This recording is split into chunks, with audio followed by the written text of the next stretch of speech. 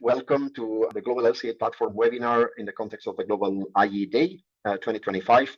And I'm very happy and honored to introduce my co-host from Tsinghua University. We have Professor Ming Su, who has been leading a lot of the work on LCA from Tsinghua University and currently also leading the Tiangong project to facilitate access to open access LCA data in China. So Ming, over to you, please.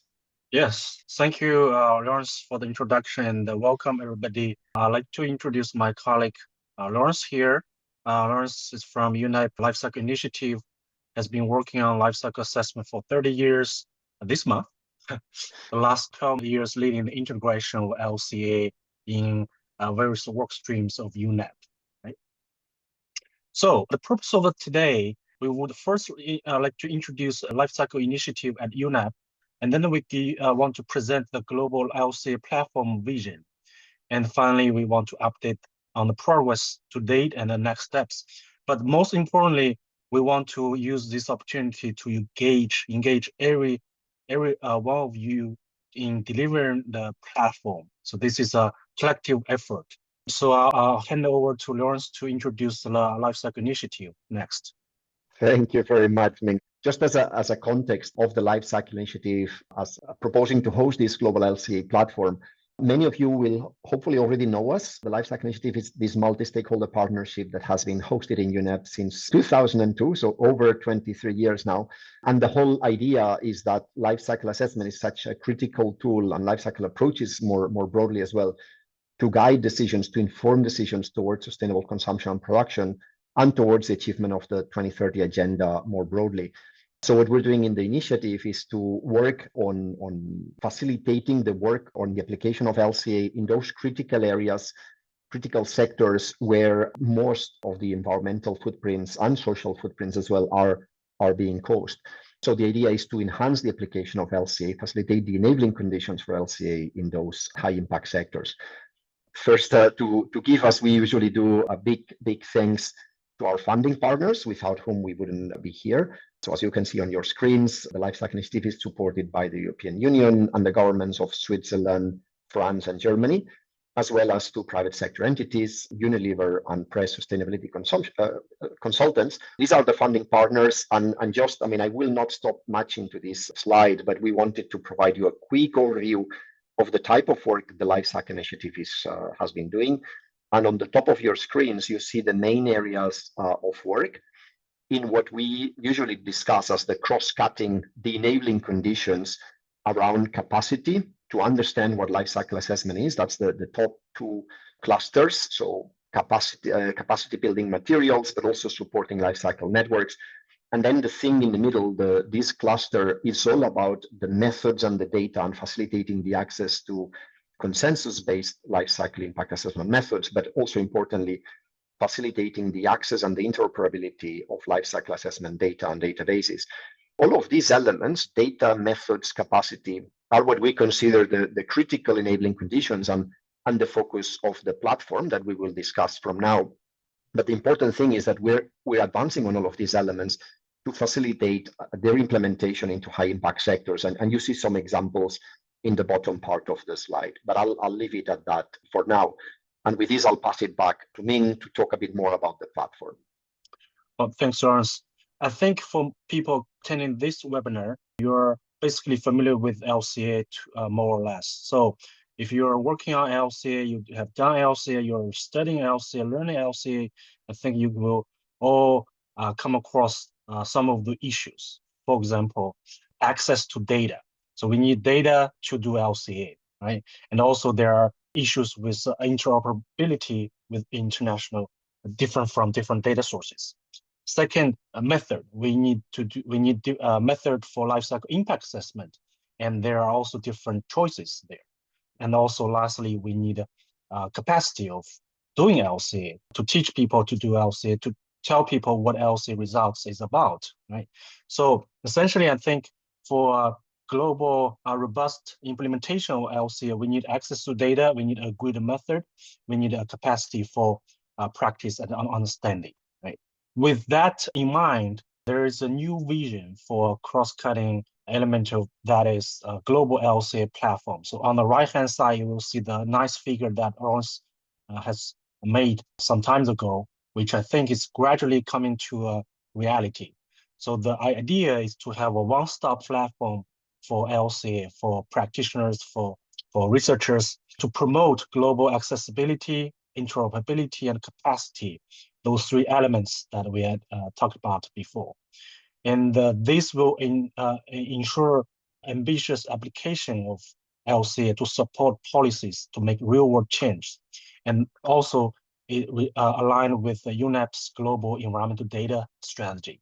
That idea, I think, has been around for many years among different stakeholders, but only recently, actually in July this year, we had a workshop that was convened by Lifecycle Initiative at UNEP in collaboration with Tsinghua University, University of Padova, and the Energy Foundation. In the workshop, there are major stakeholders in the LCA community attended the workshop. And after the two-day workshop, the key takeaways are, first of all, there is a shared vision for global LCA platform, right? Where we can have a unified system to improve data access, method models, capacity building. And also stakeholders attending the workshop have strong alignment with that vision. And also there is a sense of urgency for that platform. We cannot wait any longer. There was a strong consensus on the need of a harmonized and cost-effective LCA tools from the workshop as well. And also participate at the workshop, also recognize the UNEP Lifecycle Initiative's GLAD platform for its decade-long contribution to LCA harmonization.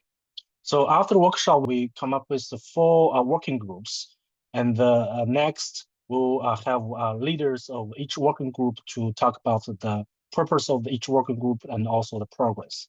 So working group 1, I'll hand over to Lawrence again. Thanks so much, Ming, for the overview. And yes, so just to start a bit on the working group 1, which my colleague Raul Mays from Carbon Mines couldn't make it today. We've already had a few discussions also with additional colleagues that are working on us. But today the idea is just to briefly introduce you to some of the elements that we're doing in this working group 1 on the governance, on working on the governance of the platform and the stakeholder engagement. And I'm having some issues with moving the slides. There we go, but we'll get there. So essentially, these are kind of the starting points for the governance, the stakeholder engagement part of the platform. And we just wanted to share, okay, this is where we're coming from. This is obviously not even a draft. It's just some of the initial ideas to better understand what this platform is about. The idea in terms of the governance is we're proposing it as something to be hosted in the Lifecycle Initiative, therefore UNEP, or in the UN. This kind of background and backing from a UN body, we understand it has been also perceived by most as something important to continue conveying this idea of neutrality and credibility. The idea is that in the Lifecycle Initiative, we already have a steering committee that is multi-stakeholder. So we thought this is actually a good setting as well for this Global LCA platform. But as I said, I'm speaking all of these things in a bit of a conditional, because if during the process in the next months we identify that, well, actually maybe a slightly different hosting would be, or a completely different hosting could be useful, then we would consider that. From a funding perspectives, we see that both public institutions would have a strong interest, because such a platform would enable the use of LCA in policies, would reduce the entry cost to do LCA. Therefore, it is the idea of LCA as a public good is something that we believe public institutions, governments would be willing to contribute to. But we also don't think that it should also only be the governments paying for this platform, but also the private sector, and particularly the LCA service community, the LCA service providers. They will see the costs of their operations reduced as well, because by having this Global LCA platform, the adaptation to new data coming into the market, the adaptation for new methods, all of that costs which is, by the way, cost that they are investing, but it's not really giving, I mean, it's not where they are adding the value, because these LCA service providers can add much more value by helping the users to apply LCA. So we are reducing that cost for them. So we think it's also important for them to contribute to the cost of the platform. And of course, there's massive in-kind contributions from scientists and experts. It doesn't mean that these contributions all the time need to be in kind, but certainly we wouldn't be able to pay for absolutely everybody that contributes to these things. And for that, we have been privileged in the Lifecycle Initiative for the last 23 years to count on these in-kind contributions from scientists and experts, and therefore their institutions. But what's the platform all about? And this is also the area where we will be focusing a lot of our attention to define what is the unique selling proposition of the platform. What are the expected functions? As I said, I mean, essentially we want to achieve the result of significantly reducing the entry point, the entry cost, the barrier to deliver LCA studies. That would also facilitate or reduce the cost to maintain LCA knowledge and tools, software, databases, methods, etc. But the overall purpose is to facilitate the enhanced use of life cycle assessment, particularly to be used in policies, but not only. I mean, of course, the idea is that by having this enhanced use of LCA, policies can use it more and specify the need to use LCA. But of course, LCA would be used across the board. And we would do this, and you will see much more details of specific functions through things like, well, facilitating the hosting of open source data, facilitating the maintenance of open source, open access data, facilitating also the robustness, the review, ensuring that the methods, the data, the models that are hosted by this platform are robust enough for their use. Facilitating this kind of seamless connection between characterization factors in impact assessment methods through and being easily connected to the flows that are in LCA data sets through a nomenclature mapping. But maybe it's a mapping, maybe it's something else. We're not describing here so much how we're going to achieve these things, but what is it that we want to achieve. So anyway, these are some of the elements that we are aiming at, and hopefully that already provides a good idea of what the platform will be about. But of course, we will see more details now in the coming presentations, and particularly in the coming months. For working group 1 on governance and stakeholder engagement, the idea is we want to achieve these 3 elements on the bullets on the top. So designing the governance and engagement framework, synthesizing also the contributions from the different working groups into a blueprint, a platform blueprint that we hope to have available early next year, and then also facilitate and lead the fundraising efforts to deliver the platform once we have this blueprint, but also in the meantime. So you see the activities that we're up to these days. We will be launching a survey as well among the members, all of the members of all the working groups, in terms of helping to refine what the platform unique selling proposition would be, facilitate the contact with donors, and lead the work on a draft blueprint that all of the working groups will contribute to. And then from next year, we will be leading first stakeholder consultation on the blueprint, so to capture any further views, and then also organizing donor meetings to fundraise for the platform.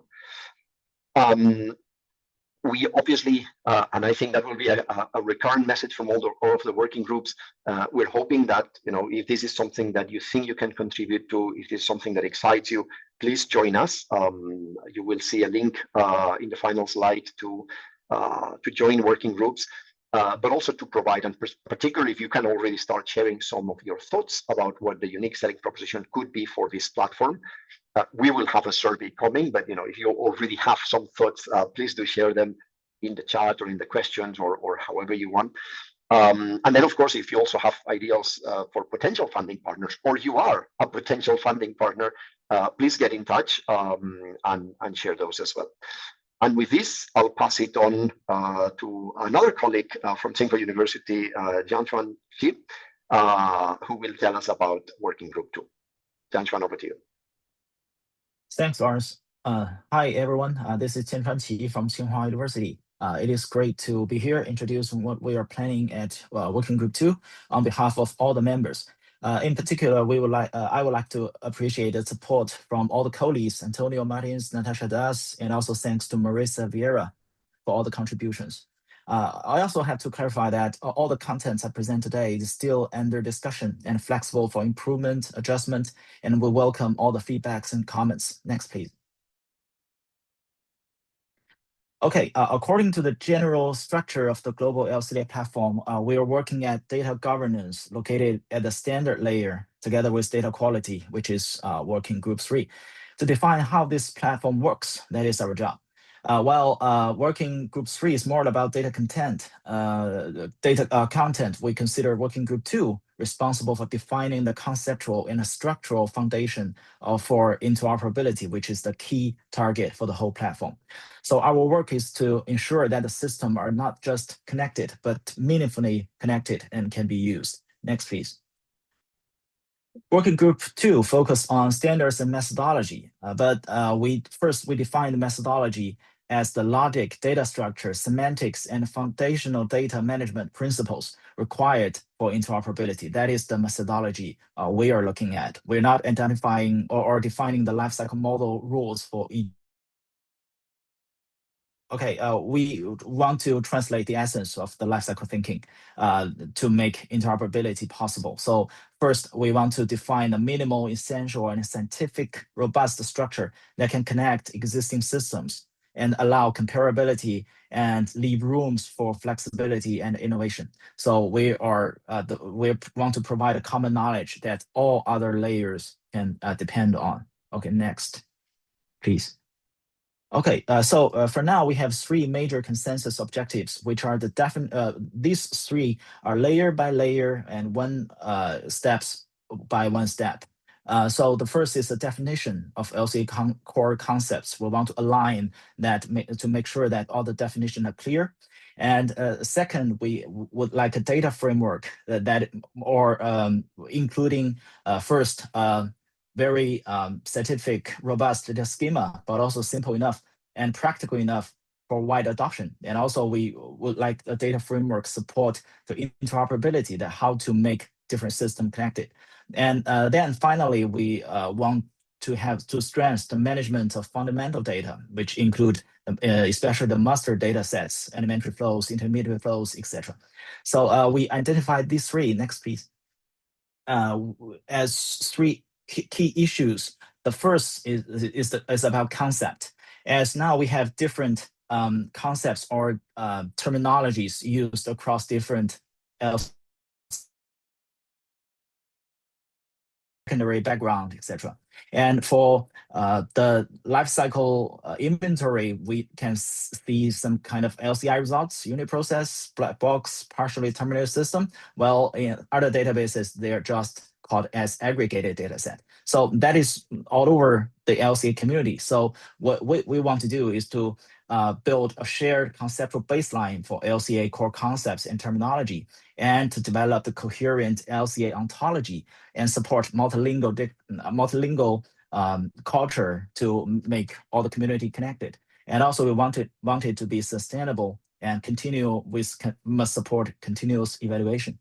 So the task is to clarify the concepts, establish a baseline, and support AI-ready semantic structures. Next, please. The second issue concerns data formats. Now we have EcoSpot, ILCD, Gabi, JSON, LD, etc. So, and each system encodes similar ideas differently. Often they are incompatible. So this results in difficult or error-prone data exchange and limits innovation by locking users into specific tools. So Working Group 2 responds this by defining first, we want an open source, sustained, flexible data formats and schema to allow real mutual conversion between or among different data systems. And also we want to have a comprehensive interoperability framework, as this conversion not only related to schema, also related to ID system, etc. And also we want to have to really compare and document different schemas and how they relate. And so the general goal is to enable a feasible, seamless, and error-free data exchange. You use its own identifiers, names, and structures. So the goal of working group 2 is to have a central master list, maybe, for fundamental data fields and flows. And more importantly, we want to design the robust mapping protocols across the typologies and terminologies. And finally, we may have some repositories or solutions online to support the mapping and the data merging, or just to make everything connected. And the goal is to make data aligned, compatible, interoperable, and sustainable, to make it ever growing with the whole LCA methodology and the community. Next, please. Yes, finally, in summary, we may have a series of potential deliverables. The first is the conceptual baseline of LCA and the related ontology system.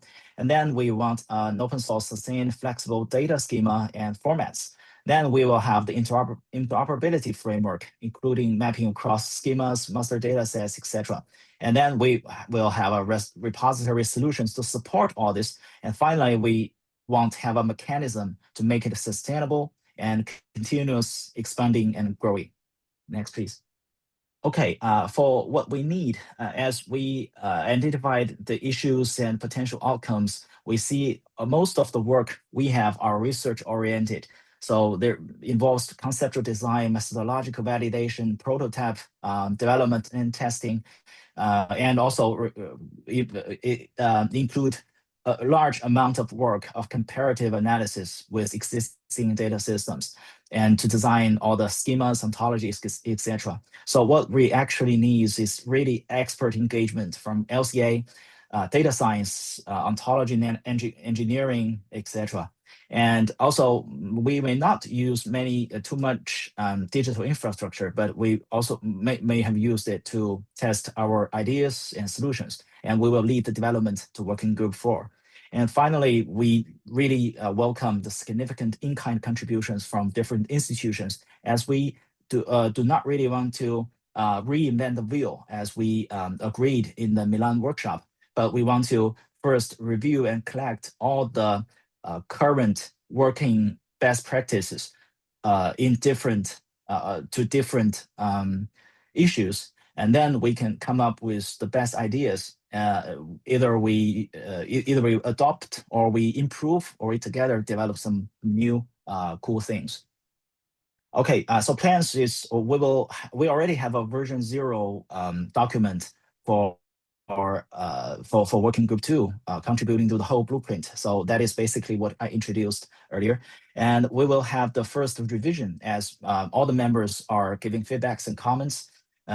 We will have a first version early next month. And then after 2 weeks of comments again, and we will align with with other working groups. And finally, we are looking at a final version by the end of this year.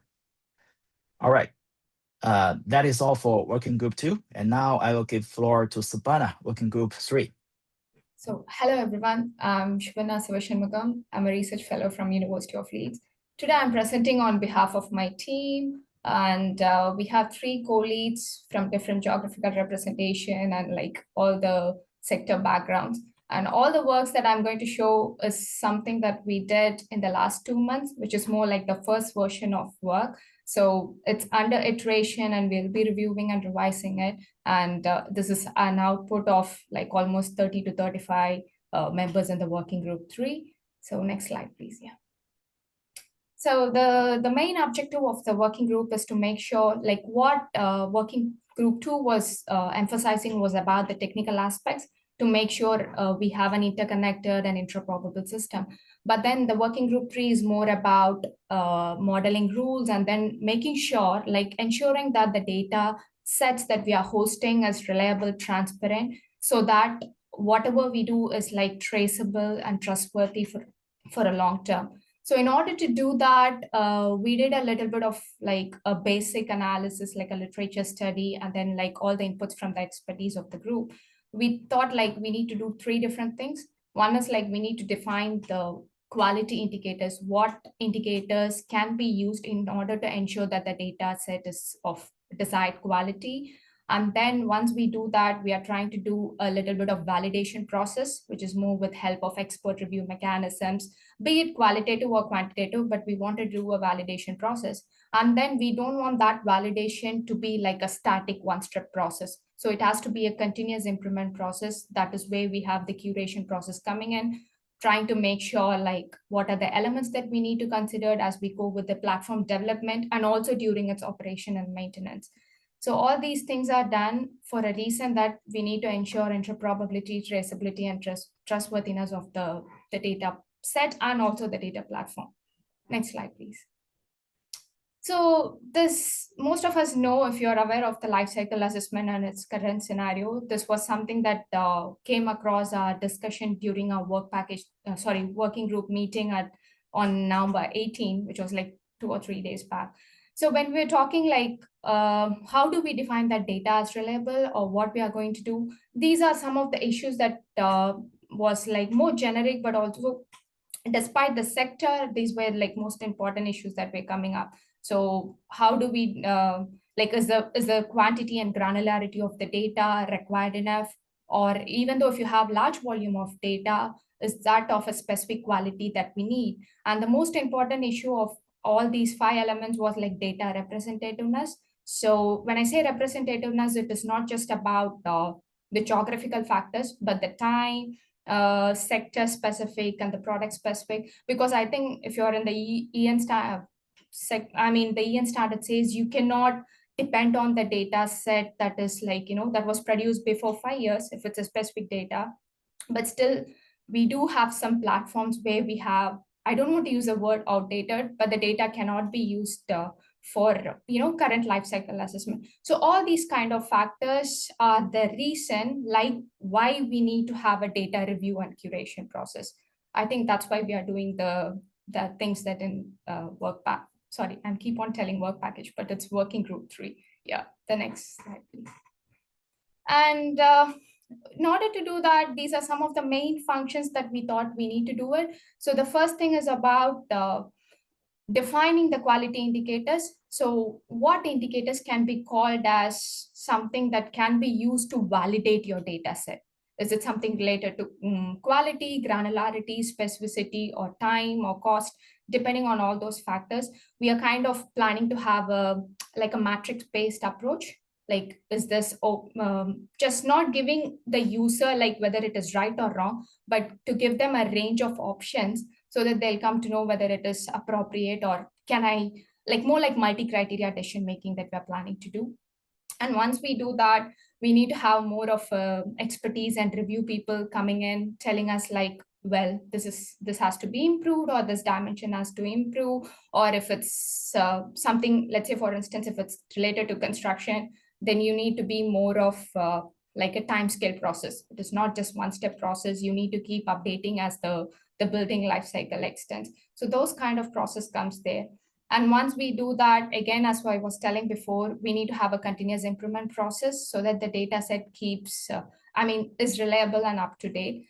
And again, what we are trying to do is not something that will be new and from scratch, just making use of all the existing options that we have so that, as I think we were emphasizing from the beginning, the Global LCA platform will be like one single platform that gives you all the required functions, ensuring that it is transparent, traceable, and like trustworthy. And since we are dealing with, and we think we'll deal with large volume of data, all the curation process and mechanisms cannot be like manual. We want something with AI intelligent machines so that can do us the optimization process by incorporating all the user inputs and maybe any kind of like research functions that we are trying to do. So these are this kind of like major functions that we aim to do. But as I said, this is more like a first version. It keeps changing and it will change for sure. The next slide, please. And I think this is more linked with the previous slide, but I want to emphasize a few things here is about like the existing frameworks. So we plan to start with more like a literature review, like a systematic literature review, exploring all the existing frameworks, trying to find out the gaps between the frameworks, and then compare it with what we define as a desired quality system. And all these aspects that we do as a prototype or like a conceptual framework will come under the standards layer within the global lifecycle assessment platform. Next slide, please.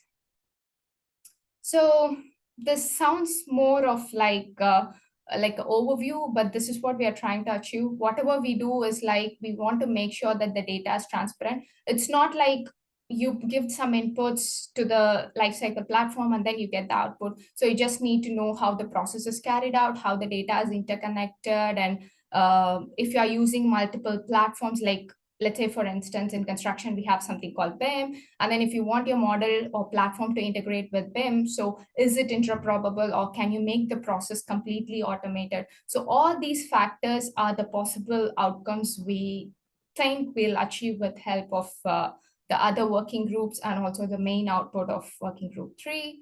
And next slide, please. Yeah. And these are something that we keep on talking. So we do have multiple expertise around. We have like 35 to 40 members working in the group, bringing in multiple expertise like lifecycle assessment consultants. We have academics, researchers, like many industry partners. But something that we thought we might require as like something significant was someone with a little bit of who's willing to do something with AI optimization at the bits, and also like data and information managers. And since the validation process is one of the core aspects of working group, we would appreciate if you can, bring in your expertise in qualitative and quantitative data analysis. And in addition to that, if you do think that there are any kind of digital infrastructure or digital platforms that can be integrated with this aim and objectives of the group, then you're happy to share your perspectives. And that's it with the working group 3. Thank you so much. I'm happy to take your questions once we finish the presentation of working group 4 from now. Thank you. Okay, I'll continue. I'm Nanli from Tsinghua University, presenting on behalf of working group 4, which I co-lead with Thomas, who seems not able to make it today. And usually when people hear the technical development and infrastructure, they think of us as a plumbing department. Well, that's fair, because without good plumbing, the whole house, the Global LCA Platform, doesn't work. Next, please. So let's start with the vision. Next page, please. Okay. There's a misconception that we are just building a website. Well, a portal that lists a bunch of links to other people's data. If we did that, we would fail. We are actually aiming for something a little bit more. We are building a digital infrastructure for the next decades of lifecycle assessment. We aim to create a one-stop platform where data, methods, and capacity building live under one roof. Because right now, the global LCA landscape, I think, is fragmented. So you have data in silos, methods in PDF reports, and users trying to piece it all together. So aligned with the UN's Global Environmental Data Strategy, the GEDS, we are shifting the paradigm from the fragmented data sets to a unified ecosystem. We're building a global public good.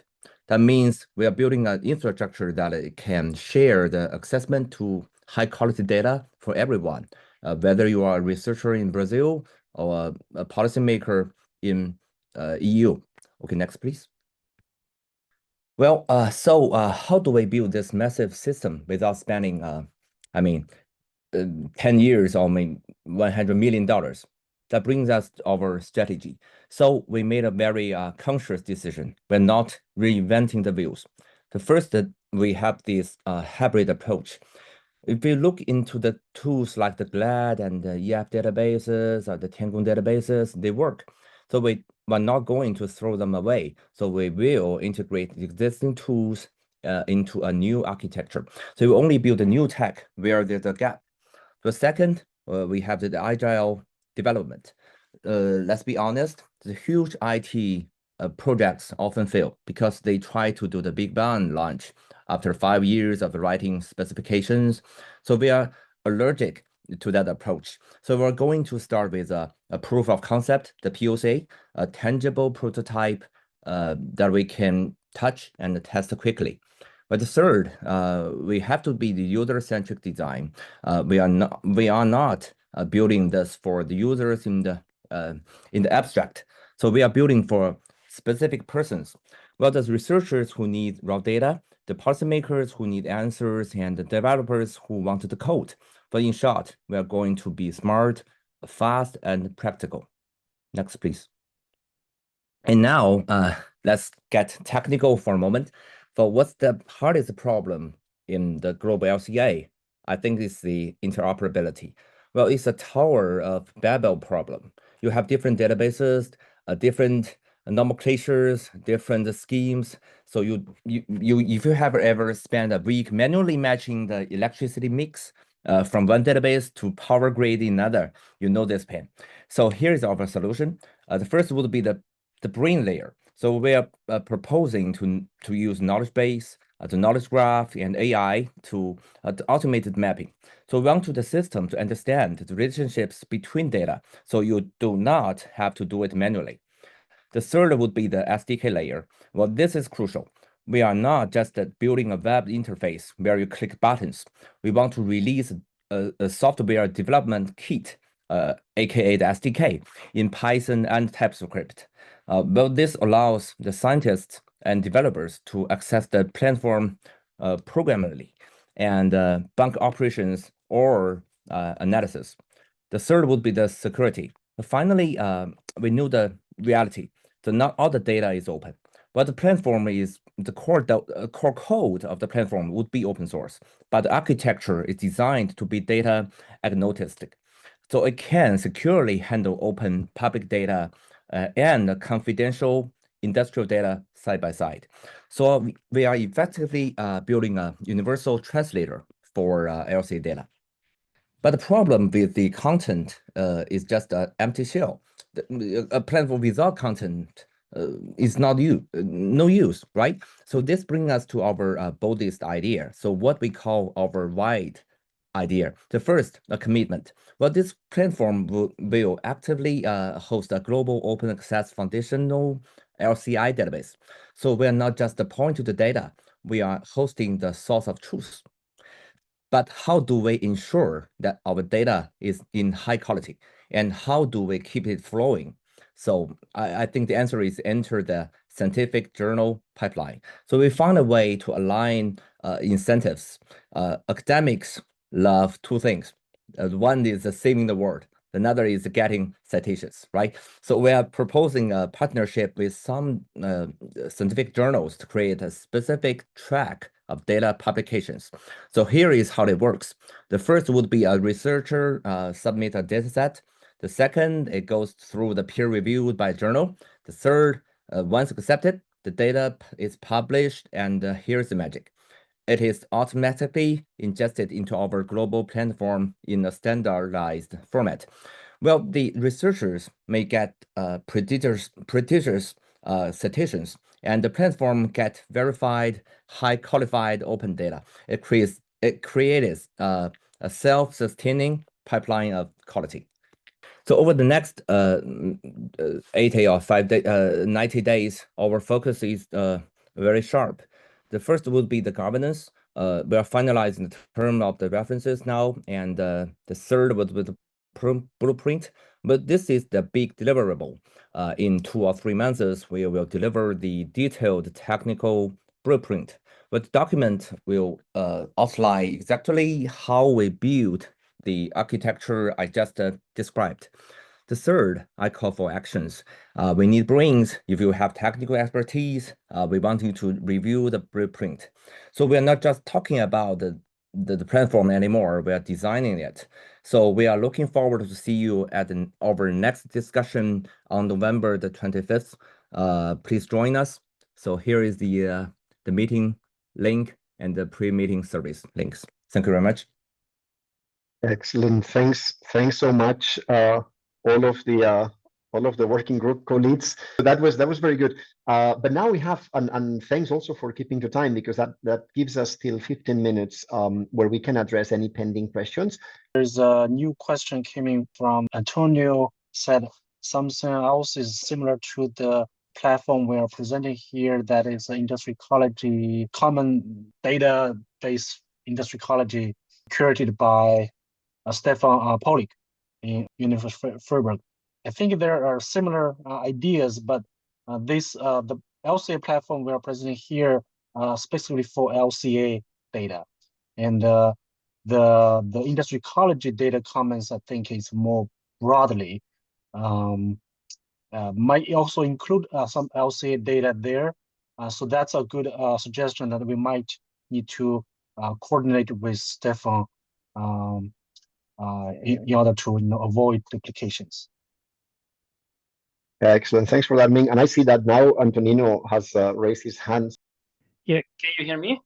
Yes, all good. Yes, thanks. No, I mean, I know there is a different, let's say, maybe a different scope, sorry, because that database is more on global stocks and flows. It's more, let's say, has the focus of the industrial ecology. But Stefan this morning was discussing about how also to continue this initiative and to keep it alive, and maybe to pair up with some other initiatives to find maybe some funding, etc. So, I mean, I didn't know about this one, but I suggested, in general, to see if we could find some collaboration with the Life Cycle Initiative. So, I mean, I think it's worth if the two initiatives dialogue together, because also in terms of the tools that are implemented for data polishing, for data quality assurance, etc. Maybe you can have really a magnification of the effect if you join forces. Excellent. I think that's a good point. Thanks, Antonino. There's also another question in the meantime by Lyndon. I'm curious what kind of support you have from governments. I expect the EU is involved. Can you comment on what other countries are investing time in this initiative? Yes, that's a good point, Lyndon. And I mean, maybe I can explain also historically and provide the historic perspective. You may already know about GLAD, the Global LCA Data Access Network, and that has been mentioned several times as well in the presentations. This is something that we already have and on which we want to build on. So certainly moving to a different scale with the Global LCA platform. But GLAD was essentially a government-led initiative. And the whole point was that there was a lot of interest in facilitating the access to LCA precisely so LCA could be more applied in policies. So at that point, we had direct participation from several governments. Funding is always a bit more critical, but in this case, I think we have to say that there has been very strong interest, and I can say so. The Chinese government was involved already back then. I think now we're seeing a lot of interest in China and a lot of developments. So we're hoping to build stronger links as well with the government directly. Brazil has been very much engaged as well, and through one of the institutions in their Ministry of Science and Technology, EBICT, they have also been collaborating with specific elements of development of the platform. I'm just mentioning a few. Certainly, Japan has been quite engaged. The US, specific governments within Europe have also been pushing quite hard. Of course, now I started saying names, and I have to be very careful not to forget, and I'm forgetting for sure. But we see that there's a lot of government interest. So I hope that answers a bit your question. We're obviously also hoping that interest and in-kind and technical collaboration will also be translated into funding support for this platform. But of course, this is something that we're slowly building on. I hope that clarifies. And I see now, Lyndon, you have raised your hand, so I'm allowing you to talk. Okay. Hi. Yeah. No, I just want to say thank you for that answer. And just to throw it out there, I'm from the government of Canada, and this is I'm kind of the sole person sort of leading interest in this. So I'm just trying to gain support. So to try to get us, I know of the GLAD platform, but I don't think our government has contributed in any ways. So I'm still learning, but I'm trying to advocate for us getting involved. So as much information on who else is there and kind of what kind of time commitments would be required will all be helpful in gaining support on this. Well, that's great. That's music to my ears. let's catch up and we can explain more. Indeed, I think at the time when GLAD was being discussed, the Canadian government was, we were reaching out, but it was very difficult. I think they managed to participate in 1 or 2 of the meetings, but it was also different. I mean, that I'm talking 10 years ago, so it was also, you know, different governments, etc. But let's talk more. That would be fantastic to have you Yeah, great. I submitted an expression of interest for the governance group. So hopefully, and then I know some technical experts, but no one is yet willing to invest time in that yet. But if, you know, hopefully if we can keep moving, I can get some more scientists and technical experts on board as well. That's brilliant. Thanks so much for that contribution. My pleasure. Thanks. And I see a new question coming up. Involving governments would not lead to politically interested data sets. You see, you know, and how about engaging with industry and not leading to industrially interested data sets? I think the question is very valid, Jens. Of course, I think the answer is about how do we ensure the quality assurance? How do we ensure the review? And I think that's something that we want to very strongly build into the processes of this platform.